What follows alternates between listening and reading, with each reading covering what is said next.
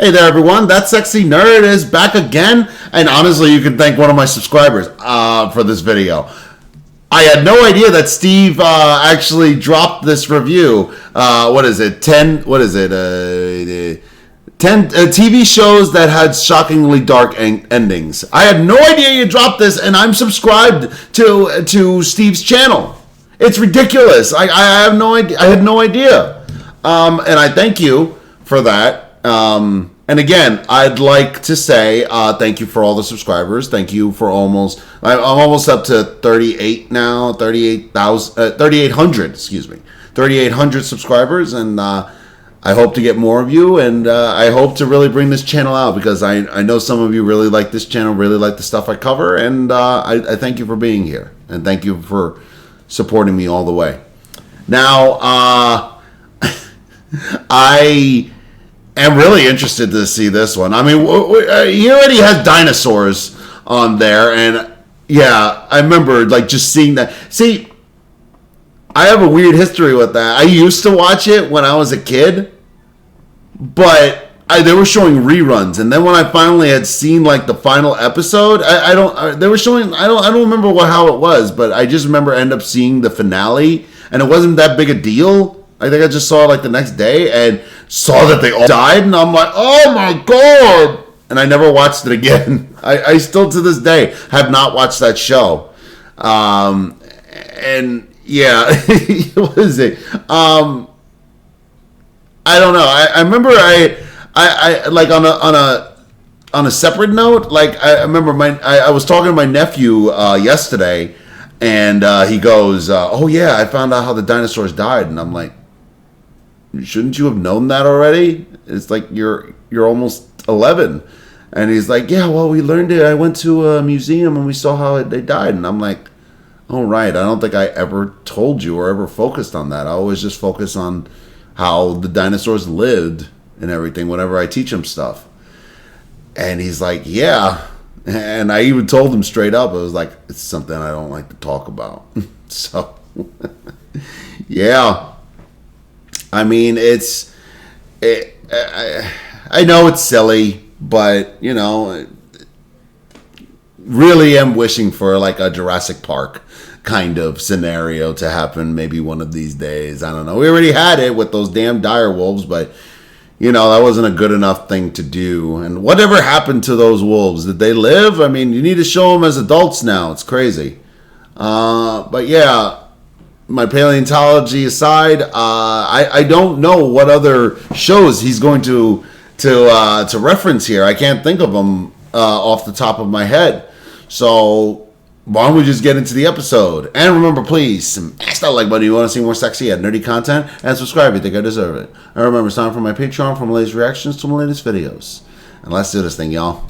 On this channel, I've covered my fair share of films with some seriously dark endings. I've never really looked at TV shows. You know, the ones that spend most of their time being lighthearted and fun, and then suddenly, bam!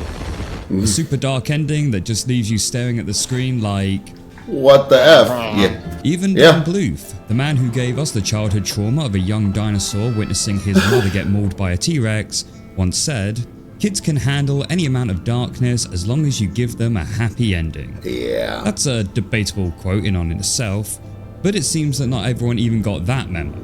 So today, we're going to take a look at some TV shows that unexpectedly took a dark turn right at the end. Starting with Camp Lazlo. Oh, what? Spoilers, obviously. Camp Lazlo? Camp Lazlo was a series on Cartoon Network. I heard something happened. Campers and the adventures they would get up to at camp. The series overall was pretty lighthearted and goofy. Camp Lazlo. Okay. I remember I never would watch this show. I was too old for it already when it came out. I think it came out in like 2005 or something like that. And I was like 15. I'm like, nah. But there were cartoons where I would watch, like Ed, Edd n Eddy. But Ed, Edd n Eddy I'd been watching ever since I was a little kid. So, yeah. That is until the final episode, Lumpus's Last Stand. In this episode, it's revealed that the campers have never once washed their clothes, and with the final deadline for laundry day approaching, everyone rushes to the local laundromat to get their clothes clean.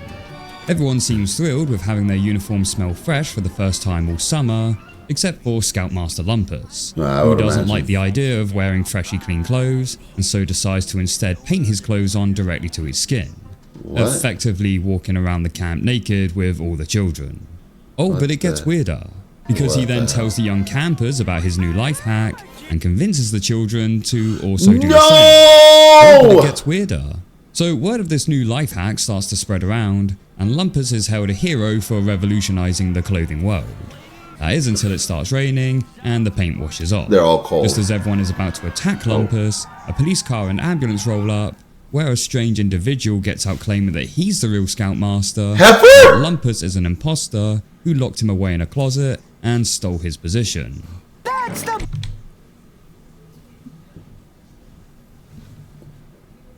What is Heifer doing on Cartoon Network? That's the biggest freaking thing I've ever seen. This is not a sad ending. This is like one of the biggest crossovers ever. What? Bad Moose who locked me in the closet all summer and stole my job. Heifer! Lumpus simply admits that, yeah, it's all true, and he's put into a straitjacket and hauled away to some mental institution. This Okay. ending comes completely out of nowhere, and is such a jarring revelation for what is essentially one of the main characters of the series. And it makes it all the more unsettling when rewatching episodes, knowing that this scout leader is actually just some mental patient who's hanging around children. That's no. Standing in prickly pines naked, and the moose we thought was our scoutmaster just got hauled off as a deranged lunatic to a funny farm. But to add another level of oddness to this bizarre situation, It's Heifer. is that the character who turns out to be the actual Scoutmaster is actually the character Heifer from the Nickelodeon show Rocko's Modern Life. Yeah. Be it with a couple of design changes to avoid copyright issues. I Why this guess. character of all people? Well, the creator of Camp Lazlo, Joe Murray, was also the creator of Rocko's Modern Life. there I it guess is. he wanted to do a little bit of a throwback.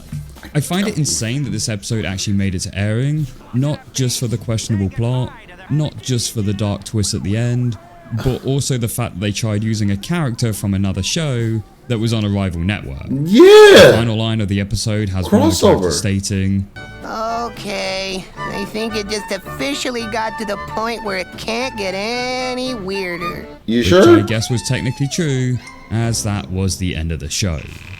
I guess so. Courage Then. the Cowardly Dog.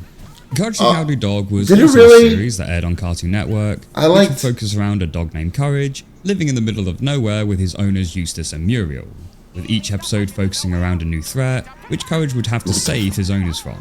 The series could get surprisingly Crazy. dark in places, and that was no different for the final episode, Remembrance of Courage's Past.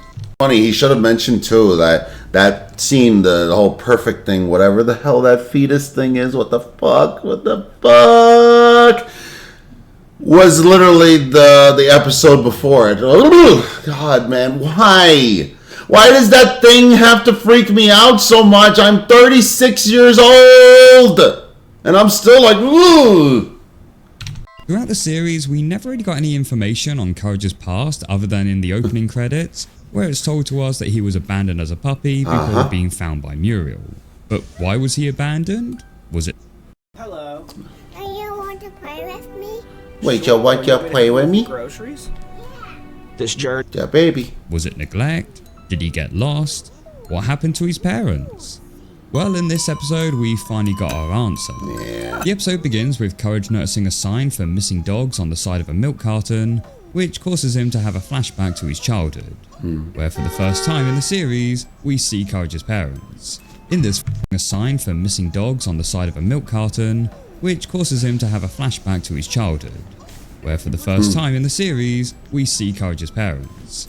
In this flashback, he remembers at how his parents were kidnapped by a creepy bear.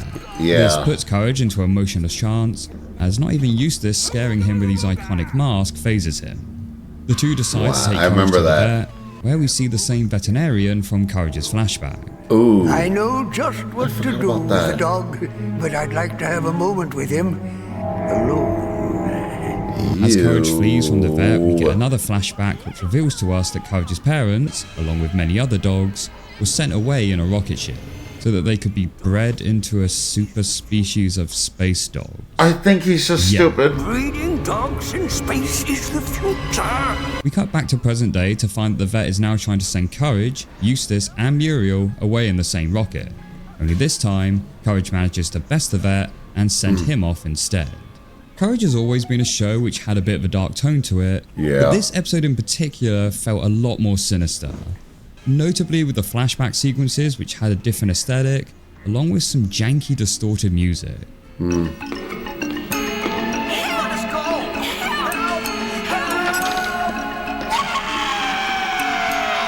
Man, that scene where Courage waves a tearful goodbye to his Yeah. parents, that hits hard. So sad, man. I know.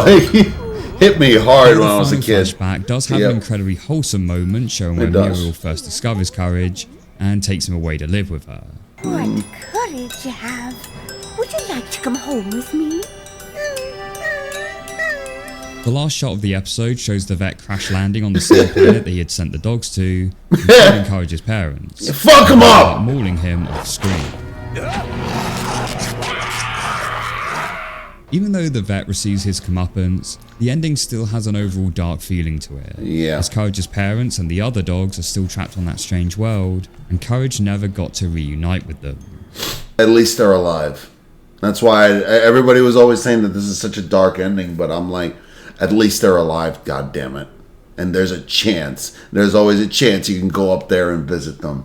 I mean, they sent that dumbass up there. There's no reason why he can't eventually go up there. He could literally... I mean, with Courage's powers, he could probably scream his way up to the frickin' moon. I'll call you Courage. We'll have a grand time.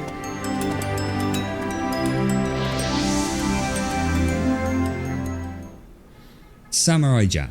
I know technically Season Yeah. 5 was darker Well- and aimed at a more adult audience, but the series as a whole was initially for general audiences, so I'm going to include it. In Season 5 of Samurai Jack, we meet this young girl Yeah, this named was Ashi, dark. who was partially created after her mother drank Aku's demon fluid while she was pregnant. Jesus. Yeah, don't think about it. Yeah. This means that part of Ashi is made up of Aku. So when Jack finally manages to travel back to the past and defeat Aku, this means that Ashi would have technically never existed. So Yeah. she fades away from existence in Jack's arms. Right after they got married. Without a coup, I would have never existed. This was crushing for Jack, as the two had formed a romantic relationship over the course of the season, which I have my own personal thoughts on, but I you know. can check out my full review for that. I so know. the fact that she died right when Jack was set to get his happily ever after, and on their wedding day of all things, really put a dark note on what was supposed to be a celebration of victory.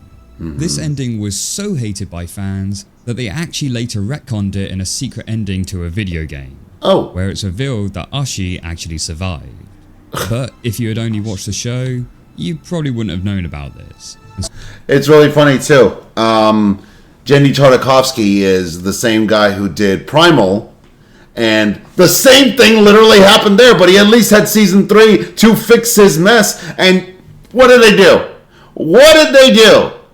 They made Spears survive. I even made a short about it. It's crazy. Like Jenny Tartakovsky can make a brilliant and amazing show, but he never sticks the landing. He has to redo his stuff. I mean, he honestly could have redone Dexter's Laboratory and other things with like that. But you know, what are you gonna do? He's never been good at making endings. You know. So we're left with the somber image of Jack sat alone, mourning her passing. Yeah.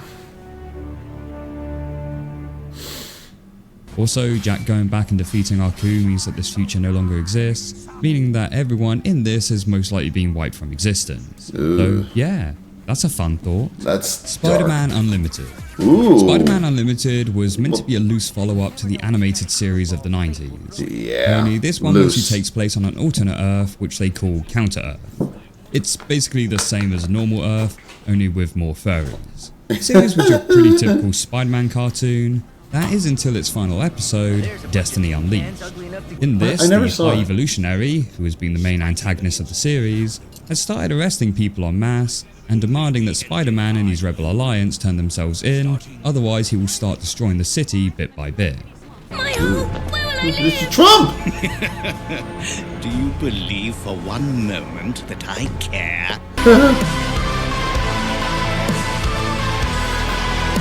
Chad. Spider-Man tries to fight back, but he and a group of his rebels are captured. However, they are able to escape with the help of Counter-Earth Green Goblin. I forgot Green Goblin was My good. demise are greatly exaggerated. My death was Greatly exaggerated.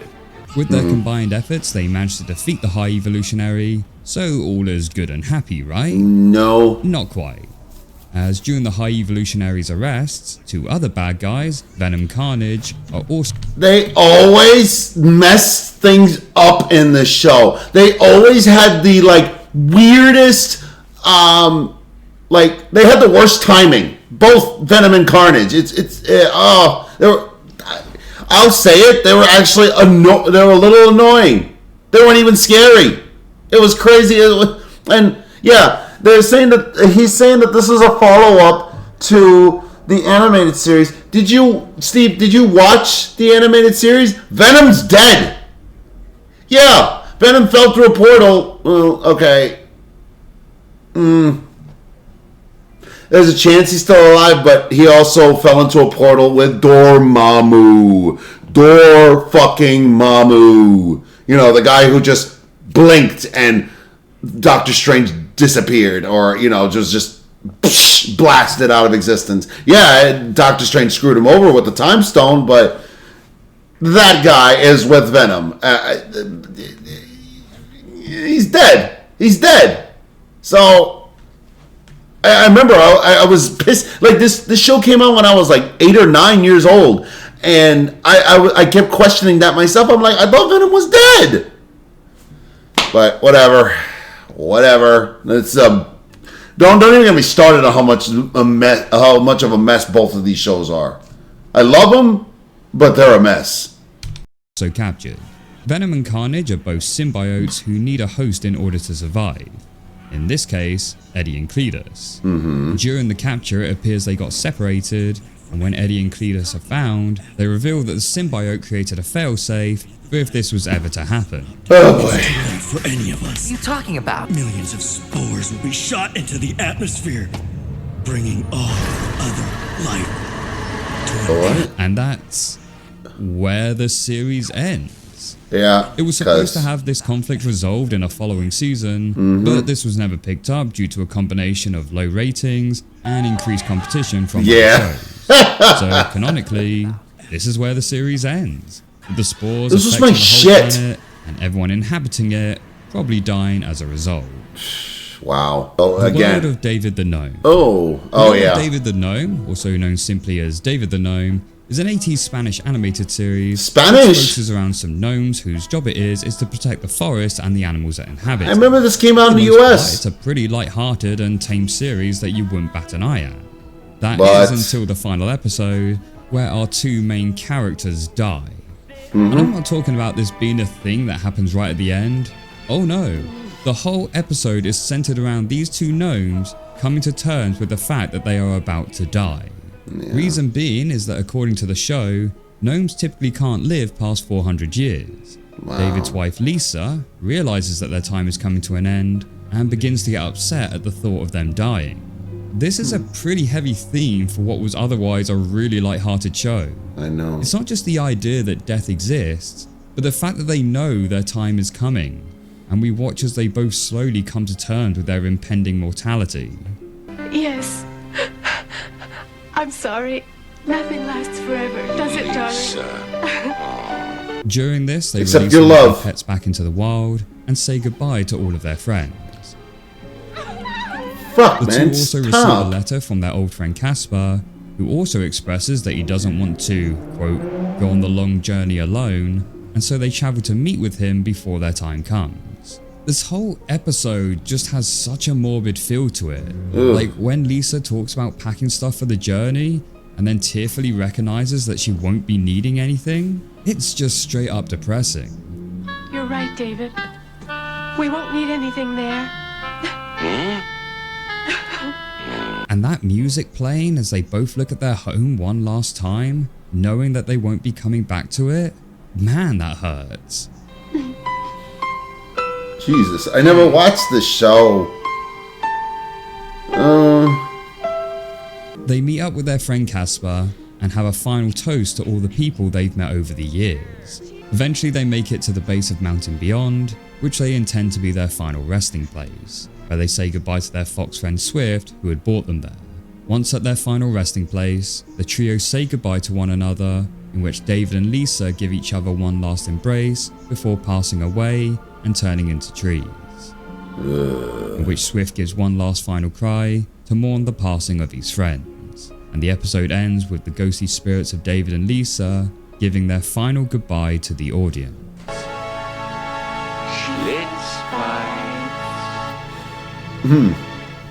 I'm telling you, as a grown That's adult, so sad. this was a tough watch. Yeah. So I couldn't possibly imagine what it must have been like for the unsuspecting children who were watching this at the time.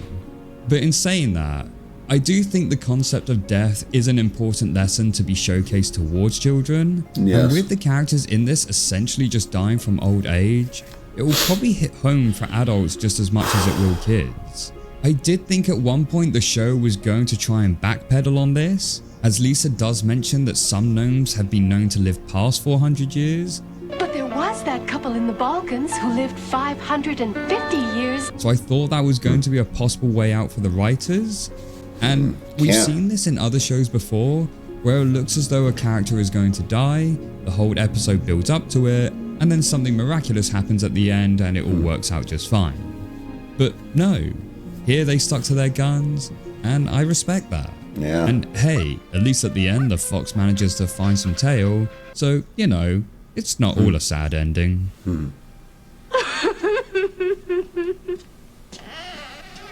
Wow.